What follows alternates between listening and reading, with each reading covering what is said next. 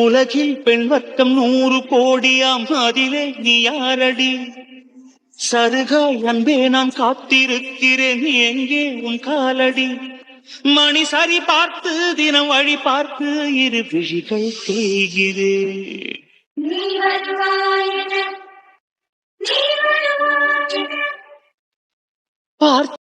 அன்பு, நீ இல்லாத ஒரு வாழ்க்கை நினைச்சு கூட பார்க்க முடியல. இந்த உலகத்திலே எனக்கு வாழ பிடிக்கல. எதுக்குடா உயிரோடு இருக்கோன்னு இருக்குது.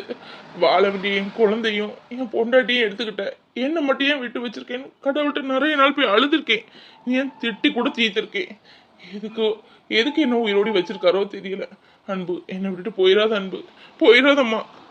பாவம், பொண்டாட்டியை நினச்சி ரொம்ப கஷ்டப்படுறது போல. எப்படி இருந்தாலும் ஒரு பொண்ணு புருஷன் இல்லாமல் கூட வாழ்ந்துருவா. ஆனால் ஒரு புருஷன் பொண்டாட்டி இல்லாமல் வாழவே முடியாது. இளம காலத்தில் எப்படி வாழ்ந்தாலும் கடைசி காலம்னு ஒன்று இருக்குது. அந்த நேரம் பொண்டாட்டி கண்டிப்பாக பக்கத்தில் இருக்கணும். இருந்தால் தான் அவங்களால மேனேஜ் பண்ண முடியும்னு படிச்சிருக்கேன், கேள்விப்பட்டிருக்கேன், என் நடைமுறையில் கூட பார்த்துருக்கேன். பாவம் சார். சார் சார் சக்தி சார். அன்பு, ஐஸ்வர்யா, நீங்களா? ஐஸ்வர்யா நீங்களா? நான் என் அன்போன்னு நினைச்சேன். சாரி சாரி ஐஸ்வர்யா, மன்னிச்சிருங்க. ஏதோ தெரியாம நடந்துட்டு. சாரி. ஐயோ பதறாதீங்க சார், பதறாதீங்க. என்னாச்சு சார்? உடம்பு எதுவும் முடியலையா? இல்லை ஐஸ்வர்யா, நல்லா தான் வந்தேன். இந்த பக்கம் வரும்போது ஒயர் ஏதோ அறுந்து கிடந்துமா. எந்த நேரம் வேலை விட்டு வரவங்க ஆம்பளைங்க வயசானவங்க எல்லாம் போவாங்க. யாரும் சம்டிட்டா அது வேற ஷாக் ஆயிடக்கூடாதுங்கிறதுக்காக தான் எடுத்து போத்தேன். பார்த்தா எனக்கே ஷாக் அடிச்சிட்டு கீழே வந்து உளுந்ததுதான் தெரியும். என்ன ஆச்சுன்னே தெரியல. ஓ அப்படியா? நானும் என்னமோ ஏதாவது பயந்துட்டேன். ரோட்ல இப்படி கிடந்தீங்களா? பார்த்தோன்னே மனசு பதறிடுச்சு. இங்க பாருங்க சார், மழை நேரம் ஒயர் வந்து கிடக்கிறதுலாம் சகஜம்தான். நீங்க நல்ல எண்ணத்துல எடுத்து போட்டீங்க, இல்லைன்னு சொல்லல. ஒரு ஈபியா இருக்கிறது ஃபோன் பண்ணால் வரப்போகிறாங்க. அப்படி இல்லாட்டா இந்த பிளாஸ்டிக் கம்பு கட்டை அப்படிலாம் இருக்குல்ல, அதை வச்சு ஓரமாக தள்ளி போட வேண்டியதான் சார். கையில் எதுக்கு எடுத்து ரிஸ்க் எடுத்துக்கிட்டு? நல்ல வேலை, உங்களுக்கு ஒன்றும் ஆகலை. கடவுள் தான் உங்களை காப்பாற்றிருக்காரு போங்க. அப்புறம் உங்கள் ஒய்ஃப்னு உங்களுக்கு ரொம்ப பிடிக்குமோ? உங்கள் ஒய்ஃப் இல்லாமல் உங்களுக்கு ரொம்ப கஷ்டமாக இருக்கலாம் என்ன சார்? அடிபட்டு கீழே கிடக்கும்போது கூட பொண்டாட்டி பேரை சொல்லிட்டு இருக்கீங்களே, எவ்வளோ பாசம் இருந்தால் நீங்கள் இப்படி சொல்லுவீங்க? ஏன் சார், ஏன் நீங்கள் இன்னொரு கல்யாணம் பண்ணிக்காமல் இருக்கிறீங்க? இல்லைங்க, இல்லை, எனக்கு கல்யாணம் பண்ணதில் எந்த உடன்பாடும் இல்லை. அதை பற்றி நான் நினச்சி கூட பார்க்கல. எனக்கு தெரிஞ்சதெல்லாம் ஒரே ஒரு வாழ்க்கை தான். அது அன்போடு நான் வாழ்ந்த வாழ்க்கை. நான் வாழ்ந்தது 2 வருஷமாக இருந்தாலும் என் ஆயுசுக்கும் அது போதும். அந்த ஞாபகத்தோடையும் நான் வாழ்ந்துருவேன். இன்னொரு பொண்ணை கல்யாணம் பண்ணி எதுக்கு தேவையில்லாமல் என் அன்பை நினச்ச மனசில் வேற யாரையும் என்னால் யோசிக்க கூட முடியவே முடியாதுங்க. சரிங்க, நீங்கள் என்ன மலையில் கேக் வாங்க போனோன்னு சொல்லவே கூடாது, சர்ப்ரைஸாக இருக்கட்டும். இல்லை சார், நூல் வாங்க போனேன். நாளைக்கு யாருக்கோ கல்யாணமா, அர்ஜென்ட்டாக ஒருத்தங்க ப்ளவுஸ் கொண்டு தந்தாங்க, சாயந்தரத்துக்குள்ளே வேணும் அப்படின்னு. இப்போ நூல் வாங்கினா தான் கட் பண்ணி எடுத்து காலையில் கூட தைக்க முடியும். நூல் வாங்க போனேன் சார். உடம்புக்கு ஒன்றும் இல்லைல்ல, நார்மலாக தானே இருக்கீங்க. பார்த்து பைய போங்க சார். சரிங்க ஐஸ்வர்யா, பார்த்து போங்க. மழை இப்போ தான் கொஞ்சம் வெறிச்சிருக்கு. மழையில் நனையாமல் சீக்கிரம் வீட்டுக்கு போங்க. சாராவும் எங்கள் லட்சுமி அக்கா வீட்டில் இருக்காங்களா? சரி, நாளைக்கு பிறந்த நாள். எங்கள் வீட்டில் தான் உங்கள் எல்லாருக்கும் சாப்பாடு கண்டிப்பாக வந்துடணும். லட்சுமி அக்கா இப்போ போகிற வழியில் சொல்லிட்டு போகிறேன். கொடைக்கானல் வந்து எவ்வளோ நாள் ஆச்சு? அதான் இது வரைக்கும் நம்ம போட்டிங் கூட்டிகிட்டே போகலையே. அடுத்த சண்டே ஆகட்டும், போட்டிங் கண்டிப்பாக போகணும். அங்கே ஒரு ஜோடியை பாரு, லவ்வர்ஸா இல்லை கல்யாணம் புதுசானே தெரியல, எப்படி போட்டு விட்றாங்க. போட்டு மட்டுமா, ரொமான்டிக் கப்புள். நம்ம ஆளையும் இப்படி இருக்க மாட்டேக்காரு. எப்போ பாரு வேலை வேலை வேலை வேலை. அடுத்த சண்டே காலையிலே வந்துடணும். லேக்குக்கு வந்து சுற்றி பார்த்துட்டு அப்புறம் இங்கே ஏதோ ஃப்ளவர் ஷோலாம் போட்டிருக்காங்களாமே, அதை கூட அவர் பார்க்க கூட்டிகிட்டு போகல. இல்லை நம்மளே தெரிஞ்சுக்கிட்டு கூட்டிகிட்டு போங்கன்னு சொன்னாலும் கூட்டிகிட்டு போகிற போல. இந்த ஊரில் எவ்வளவோ பிளேசஸ் இருக்குது சுற்றி பார்க்கறதுக்கு. மனுஷனுக்கு கூட்டிகிட்டு போகணும் என்ன இருக்குதா? நம்மளே அதட்டி போக வேண்டியதாக இருக்குது. நமக்கு தெரிஞ்சது கொடைக்கானலில் கொஞ்சம் தான். நிறைய இடம் இருக்குது போல இருக்கேங்க. பேசாமல் கூகுள் வேண்டாம் ஜிபிட்ட கேட்போம். எல்லாம் அக்கு வேற ஆணி வேற புள்ளி விவரமாக சொல்லிடும். ஒவ்வொரு இடத்தையும் கண்டுபிடிச்சு நோட்ஸ் எடுத்து அத்தாண்டா ஒவ்வொரு வாரமும் ஒவ்வொரு இடத்த கூட்டிகிட்டு போக சொல்லணும். ஆமாம், ஏன்னா ஆஃபீஸில் புது எம்டி வர போட்டாச்சு. அவள் ஒருவேளை பெரிய பருப்பாக இருந்து வேலையில் ஓகேன்னு ஆகிட்டா இவர் இந்த வேலையை நான் பார்க்க மாட்டேன், நம்ம ஊருக்கே போயிடுவோன்னு சொல்லிடுவார். அதுக்கப்புறம் நம்ம எப்படி வந்து சுற்றி பார்க்குறதுக்கு? நடக்காது, வாய்ப்பு இல்லை. அதனால இருக்கிறதோடி இந்த ஊரெல்லாம் சுற்றி பார்த்துட்டு தான் போகணும். எவ்வளோ அழகான கிளைமேட்டில் இந்த ஊர் தான். இந்த கிளைமேட்டுக்கு கேம்ப் ஃபயர் வச்சு ஈவினிங் அப்படியே அத்தான் கையை பிடிச்சிட்டு ஒருத்தன் ரொமான்டிக்காக லுக் பண்ணிட்டு இருந்தா எப்படி இருக்கும்? செம்மையா இருக்குல்ல? அப்படி ஒரு கிக்கு. இன்னைக்கு ஈவினிங்கே ட்ரை பண்ணிட வேண்டியதான். இந்த ஃப்ராடு இந்த ஒத்தையில என்ன பண்ணிட்டு இருக்கு? நம்மளை லவ் பண்ணி ஏமாத்தியாச்சு, கல்யாணங்கிற பேர்ல கார்த்திகை ஏமாத்தியாச்சு, இன்னும் அடுத்தது யாரை ஏமாத்தலான்னு பிளான் போட்டுட்டு இருக்கோ என்னமோ.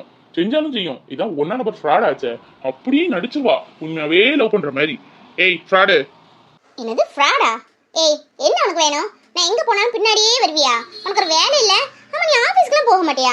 என் வீட்டுக்காரர் சண்டே ஆனாலும் வேலைக்கு போகணும் ரெடியா நிக்காரு. நீ என்னடா ஏன் பின்னாடி எப்பவும் சுத்திட்டு இருக்க?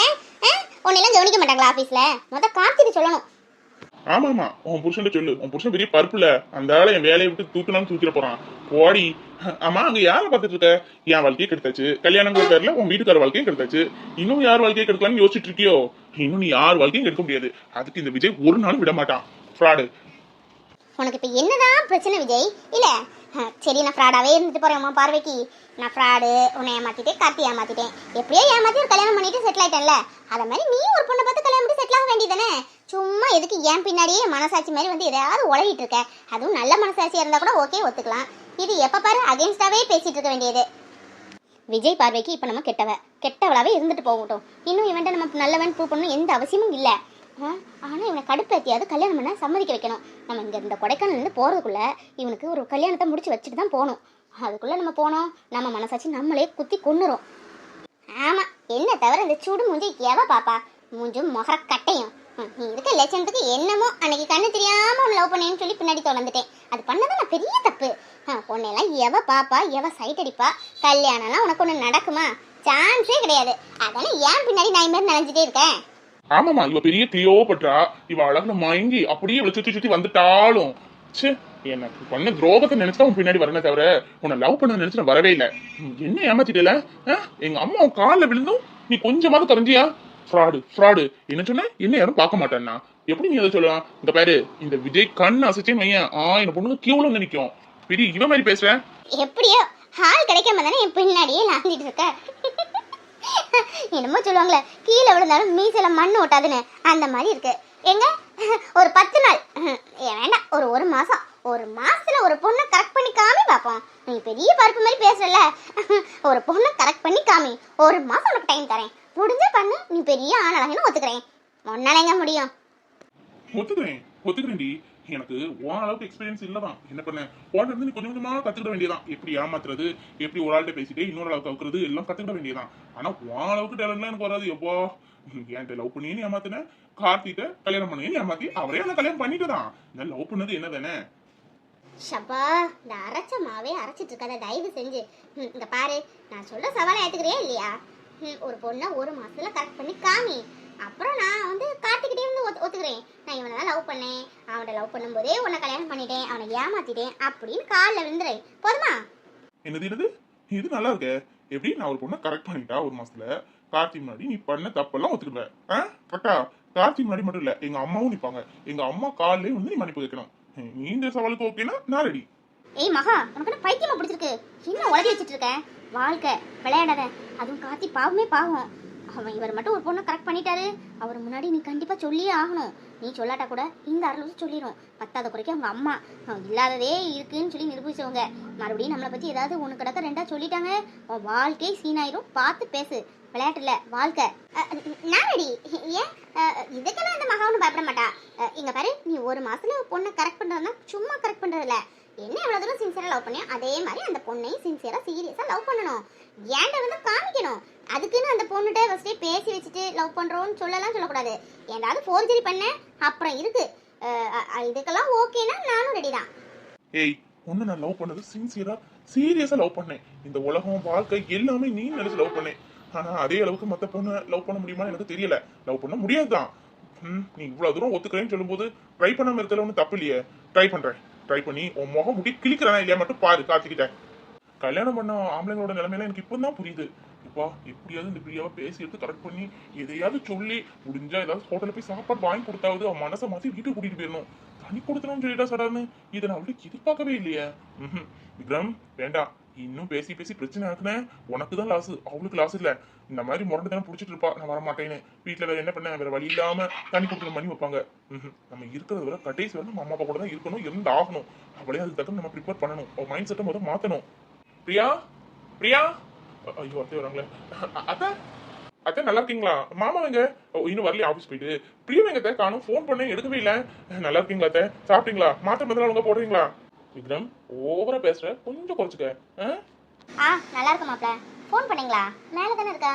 குளிச்சுட்டு வந்துருப்பாளா இருக்கும், இல்லை ஃபோன் சார்ஜர் போட்டுருப்பாளா இருக்கும். என்ன மாப்ள, சீக்கிரம் வந்துடுவீங்க நீங்கள், ஒரு வாரத்துக்கு மேலே ஆச்சு. இந்த பாருங்க, நான் சொல்கிறேன், தப்பாக எடுத்துக்காதீங்க. எங்களுக்கு ஒரே பொண்ணு, ரொம்ப செல்லம் கொடுத்து வளர்த்துட்டோம் தான். ஒரு பொண்ணு இல்லை, எங்கள் பாசம் எல்லாமே அவன் மேலே கொட்டி வளர்த்தனால ரொம்ப ஓவராகவே செல்லம் கொடுத்துட்டோன்னு வைங்களேன். நீங்கள் கொஞ்சம் புரிஞ்சுக்கோங்க. அவள் கொஞ்சம் கோவப்பட்டாலும் கொஞ்சம் பொறுத்து அட்ஜஸ்ட் பண்ணி போங்க மாப்ள. பாவம் 2 நாளாக அவள் ரொம்ப டிப்ரெஷனாகவே இருந்தா.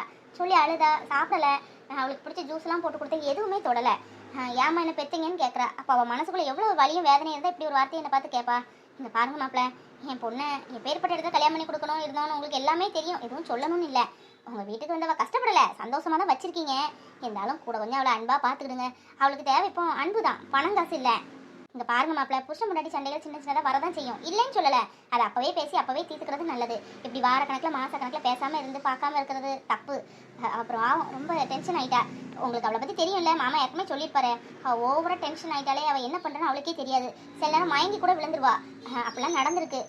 இப்போ அந்த இதெல்லாம் இருக்கா. நானும் அவளுக்கு தோதாவே பேசி அவள் மைண்ட் செட் படியே கொண்டுட்டு போயிட்டேன். அதனால் நீங்களும் அப்படி போய்க்கோங்க, பார்த்துக்கோங்க. என் மகளே உங்கள்கிட்ட தான் ஒப்படைக்கிறேன். எங்கள் 2 பேருக்கு அப்புறம் நீங்கள் தானே மாப்பிள்ள அவளுக்கு ஆறுதல். ஐயோ அத்தை, சாரி, நான் பண்ணது தப்பு தான். இருந்தாலும் அவ அப்பப்ப ஏதாவது பேசுறாளா, எனக்கு பிடிக்க மாட்டேங்குது. நான் ஒதுங்கி தான் போறேன். அது மீறி என்கிட்ட வந்து சண்டைகள் தான், நான் என்ன பண்றதுன்னு சொல்லுங்க. இன்னும் அப்படிலாம் நடக்காது, நான் பாத்துக்கிறேன். அவ என்ன இருந்தாலும் ஏன் பொண்டாட்டி, சின்ன சின்ன சண்டைகள் வரதான் செய்யும். நீங்க சொன்ன மாதிரி அப்பப்ப நாங்க பேசி தீர்த்துக்கிறேன். இன்னும் எந்த அளவும் டென்ஷன் ஆக விட மாட்டேன் அவளை. நான் பாத்துக்கிறேன் அத்தை, நீங்க ஒன்றும் பயப்படாதீங்க. பிரியா, பிரியா, மாப்பிள்ள வராரு. இந்த விக்ரம் ஏன் அப்படி இருக்காரோ தெரியல. கல்யாணத்துக்கு முன்னாடி தான் நானே அழுதுப்பேன், நானே என்னை சமாதானப்படுத்திக்கிடுவேன், நானே சிரிச்சுக்கிடுவேன். அந்த மாதிரிலாம் டிப்ரெஷனில் இருந்தேன், லோன்லினஸ்ல இருந்தேன். கல்யாணத்துக்கு அப்புறம் நம்ம வாழ்க்கை நல்லதாக இருக்கணும், நல்லபடியாக இருக்கணும், நம்மளை புரிஞ்சுக்கிட்டவர் வரணும். ஏன் ஃபர்ஸ்ட் நைட் ஒன்று நடந்தால் கூட ஃப்ளைட்டில் நடக்கணும், அப்படிலாம் என்னெல்லாம் கனவு கண்டிருந்தேன். என் கனவு எல்லாமே கழிஞ்சு போச்சு. சரி, அது போட்டும் விடு. கிட்ட இருந்து அன்பா ஆறுதலா பேசினாலே போதுமே. அது கூட இல்லாமல் எரிஞ்சு விழுந்தா என்னடா வாழ்க்கைன்னு இருக்கு. நம்ம தலையெழுத்து கடைசி வரை இப்படிதான் போல, எல்லாம் நம்மளே பார்த்துக்கணும் போல. புருஷன்னு ஒருத்தன் எதுக்கு தான் இருக்கணும். ஆனால் அவருக்கு பாசம் இல்லாமலாம் இல்லை. அவங்க அம்மா, அவங்க அக்கா குழந்தைங்கிட்ட எல்லாம் மட்டும் நல்ல பாசமாக இருக்க தெரியுது. அவங்களுக்கு ஒன்றுனா துடிக்க தெரியுது. அப்போ பாசம் இல்லாமலாம் இல்லை. யார்கிட்ட எந்த அளவுக்கு வைக்கணும்னு லிமிட்டாக இருக்காரு இல்லை. அப்போ நான் அந்த அளவுக்கு மோசமானவா? அம்மா அக்காவை விட ரொம்ப யாரோ அடுத்தவ மாதிரி என்ன நினைக்கிறாரு. பிரியா, பிரியா எங்க போனா? பிரியா, ஹே விக்ரம் வந்துட்டாரோ? 100 ஆயுசு. திட்டிக்கிட்டே இருந்தோம், வந்துட்டாரு. அப்பா எப்போ வருவாருன்னு இருந்துச்சு. வரட்டும். உடனே பல்ல கமிச்சு பேசிடக்கூடாது. கொஞ்சம் திட்டிட்டு கொஞ்சம் கோபப்படுற மாதிரி நடிச்சிட்டு அதுக்கப்புறம் தான் சிரிக்கணும். பிரியா, பிரியா டார்லிங், என்ன பண்ற? செவரை பார்த்துட்டு இருக்கேன். இந்தா உன் விக்ரம் வந்திருக்கேன். என்னங்க எப்படி இருக்கீங்கன்னு ஒரு வார்த்தை கேட்க மாட்டியா? பிரியா, பிரியா குட்டி, இங்க பாருடி செல்லம். அதை பார்க்காம 2 நாள் எனக்கு தூக்கமே வரல தெரியுமா? போனே பார்த்துட்டு இருந்தேன். போனை சும்மா பார்த்துட்டு இருந்தேன் நினைக்கியா? அதுல உன் போட்டோ இருந்துச்சு, அதை பார்த்துக்கிட்டே இருந்தேன் தெரியுமா? இங்க பாரு பிரியா. அட இங்க பாரு. ஏன் என் கோவமா? எனக்கு உரிமை இல்லையா உன்னை அடிக்கிறதுக்கும் திட்டுறதுக்கும்? நான் உன்னை திட்டாம அடிக்காம வேற யார் பண்ணுவாங்க? இங்க பாரு பிரியா, உனக்கு கோவம் தான், நீ வேணா 2 அடி அடிச்சுக்கோ. பிரியா, பிரியாமா இங்க பாடா செல்லம். நீ இல்லாம எனக்கு வாழ்க்கையே வெறுத்துட்டு ரூமுக்கு போக கூட எனக்கு விருப்பம் இல்லைன்னு பாரு. 2 நாளா ஹால்லே படுத்து தூங்கியிருக்கேன். பிரியா இங்க பாரு. சரிங்க மேடம், நான் பண்ணது தப்புதான். தப்புதான், போதுமா? எல்லாரும் முன்னாடியும் அடிச்சுக்க கூடாது. சரி, ஃபோன் பண்ணியிருக்கணும். எல்லாமே என் மேல தப்புதான். நான் பண்ணது தப்புதான். மன்னிக்க மாட்டியா? இந்த விக்ரம மன்னிக்க மாட்டியா? உன் விக்ரம் மன்னிக்க மாட்டியா? பிரியா, பிரியா நடிக்காதீங்க விக்ரம், நீங்க நடிக்காதீங்க. உங்களுக்கு எனக்கு மேல பாசமே கிடையாது, அன்பே கிடையாது. நான் ஏதோ அடுத்த ஆள் மாதிரி நினைச்சிட்டு இருக்கீங்க. இதுவே உங்க அக்கா தங்கச்சி எங்கேயா வெளியூர் போயிருந்தா ஃபோன் பண்ணாம இருப்பீங்களா? நிமிஷத்துக்கு ஒரு ஃபோன் பண்ணி எங்க இருக்க, என்ன பண்றேன்னு கேட்க மாட்டீங்க. வந்து 1 வாரம் ஆச்சு, ஒரு ஃபோன் கூட பண்ணணும்னு தோணல. நான் அந்த அளவுக்கு வேண்டாதல் ஆயிட்டேன், அப்படித்தானே? யாரு சொன்னாங்க பிரியா? 2 நாளா ஹெவி ஒர்க்கு, ஸ்கூல் திறந்துட்டாங்கல்ல. நீ ஏன் ஏதாவது நினைச்சிட்டு இருந்தா அதுக்கு நான் பொறுப்பாக முடியுமா? பிரியாமா, பிரியாமா இங்க பாரு, முகத்தை பார்த்து பேசேன். முடியாது, நீங்க நடிக்கிறீங்க, தெரியுது, உங்க பேச்சிலே தெரியுது. நீங்க இப்பெல்லாம் பேசுற ஆளே கிடையாது. நடிக்க தானே செய்யுங்க. ஷோ, அன்பா பேசுனா நடிக்கேன்னு சொல்ற, கோவமா பேசுனா எதுக்கு இப்படி எரிஞ்சு விழுற, எம்மள பாசமா இல்லையான்னு கேக்குற. நான் என்னதான் செய்யணும்னு சொல்லு. நீ இப்ப என்ன சொல்றியோ அந்த மாதிரி நான் செய்யறேன். அப்படி செஞ்சா நீ ஒத்துப்பேல, உங்களை பாசமா இருக்கேன், அன்பா இருக்கேன், ரொமான்டிக்கா இருக்கேன், லவபிளா இருக்கேன்னு.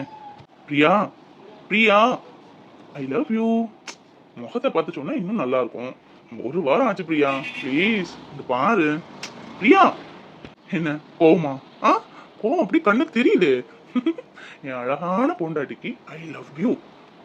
விக்ரம், இன்னும் இப்படி பண்ண மாட்டீங்கல்ல? என்ன அடிக்கிறதுக்கு திட்டுறதுக்கு உங்களுக்கு உரிமை இருக்குதான். ஆனா அதுக்கு அடுத்த நிமிஷமே நீங்க என்கிட்ட பேசலாம்ல. பேசாம இருந்துட்டீங்கல்ல ஒரு வாரமா. நான் ஃபோன் பண்ணதுக்கும் திட்டி திட்டி திட்டி விட்டுட்டீங்கல்ல. அதான் எனக்கு ரொம்ப வருத்தமா போச்சு. இப்படியே ரெண்டு பேரும் மாறி மாறி வருத்தப்பட்டு திட்டி திட்டி பேசிட்டு இருந்தா நம்மள திட்டுறதுக்கு ஒருத்தவனோ ரெண்டு பேரும் வேண்டாமா? நம்மள திட்டுறதுக்கா? நம்மள திட்டுறதுக்கு யாரு? இன்னுமா தெரியல? நம்மள திட்டுறதுக்கு உன்ன மாதிரி அழகான ஒரு பெண் குழந்தை, என்ன மாதிரி அறிவான ஒரு ஆண் குழந்தை வேண்டாமா? ரெடி பண்ண வேண்டாமா?